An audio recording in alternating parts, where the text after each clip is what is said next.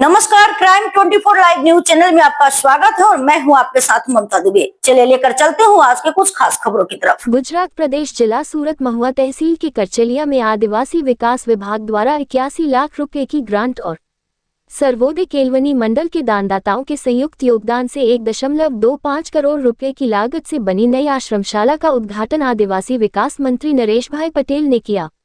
आदिवासी विकास मंत्री ने आश्रम स्कूलों के सकारात्मक माहौल और शैक्षिकी प्रगति पर खुशी जताई और कहा कि सरकार यह सुनिश्चित करने के लिए लगातार काम कर रही है कि राज्य के दूरदराज के इलाकों में रहने वाले आदिवासी समुदाय के बच्चों को उनके घर के पास ही बेहतरीन शिक्षा और रहने की सुविधा मिले। केलवनी मंडल द्वारा बरसों पहले जलाई गई शिक्षा की लौ आज एक विशाल वटवृक्ष बन गई है और राज्य में अभी 750 से ज्यादा आश्रमशालाएं चल रही हैं। उन्होंने आगे कहा कि राज्य सरकार शिक्षा के क्षेत्र में अब तक की सबसे बड़ी वित्तीय सहायता दे रही है। इसके अलावा आदिवासी विकास मंत्री ने कहा कि सरकार गुजरात के दूरदराज के इलाकों के बच्चों को अच्छी शिक्षा देने के लिए प्रतिबद्ध है।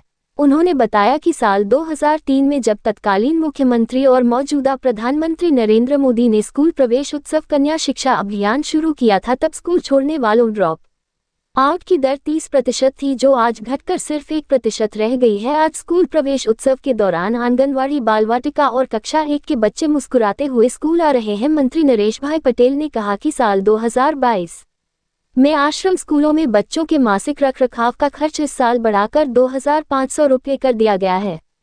सरकार की इन्हीं अथक कोशिशों की वजह से आज आश्रम स्कूलों और एकलव्य आवासीय स्कूलों के नतीजे 100% आ रहे हैं। मंत्री ने कहा कि आत्मनिर्भर भारत बनाने में शिक्षा एक बुनियादी आधार है। उन्होंने कहा कि इस भविष्य को और बेहतर बनाने के लिए शिक्षकों को अपनी बड़ी जिम्मेदारी निभानी होगी और माता पिता को भी जागरूक होना होगा। आने वाले समय में 1036 शिक्षकों की भर्ती के बारे में जानकारी देते हुए उन्होंने कहा कि अगर छात्रों में हुनर है तो उन्हें आगे बढ़ने से कोई नहीं रोक सकता। इस मौके पर विधायक मोहभाई धोडिया ने अपने भाषण में शिक्षा का स्तर सुधारने के लिए बुनियादी सुविधाओं की जरूरत पर जोर दिया और कहा कि सरकार शिक्षा के विस्तार और विकास के लिए पूरी तरह प्रतिबद्ध है। उन्होंने बताया कि महुआ विधानसभा क्षेत्र में 100 साल से ज्यादा पुराने 80% स्कूलों का नवीनीकरण किया गया है। इसमें इस इलाके के अलग अलग शिक्षा बोर्ड से जुड़े प्रमुख व्यक्ति मानसिंह भाई पटेल ने शिक्षा के क्षेत्र में क्रांति लाने के लिए बहुत काम किया है।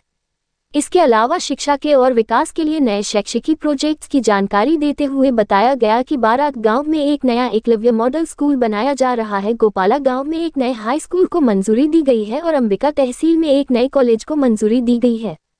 इस मौके पर पूर्व सांसद और सर्वोदय केलवनी मंडल के अध्यक्ष मानसिंह भाई पटेल ने कहा कि सर्वोदय केलवनी मंडल की शुरुआत 63 साल पहले कई दानदाताओं के सहयोग से हुई थी। सरकार छात्रों के रखरखाव के लिए 2,500 रुपये की सहायता दे रही है। आश्रम स्कूलों में छात्र जीवन जीने की कला सीखते हैं। चुनौतियों का सामना कोई भी कर सकता है। उन्होंने कहा कि सरकार की अलग अलग योजनाओं की मदद से शिक्षा के क्षेत्र में बुनियादी बदलाव आए हैं।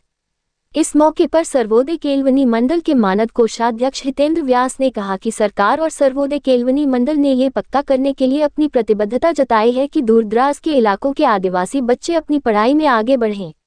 मंत्री ने प्रतीकात्मक रूप से छात्रों को शैक्षिकी किट बांटी और पूरे स्कूल परिसर का दौरा करके वहां की सुविधाओं का निरीक्षण किया। उन्होंने स्कूल के आश्रम में पेड़ लगाए और पर्यावरण संरक्षण का संदेश दिया।